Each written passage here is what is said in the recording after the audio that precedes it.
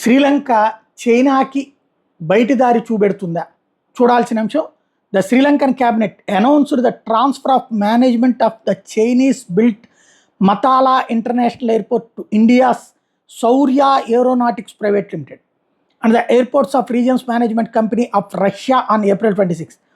Matala Rajapaksa International Airport, constructed in 2013 at $209 billion with financing from China Exim Bank, has faced challenges since its inauguration, including minimal flights and environmental concerns. ఇది China ఏది చేసినా కూడా ఇట్లాగే చేస్తుంది.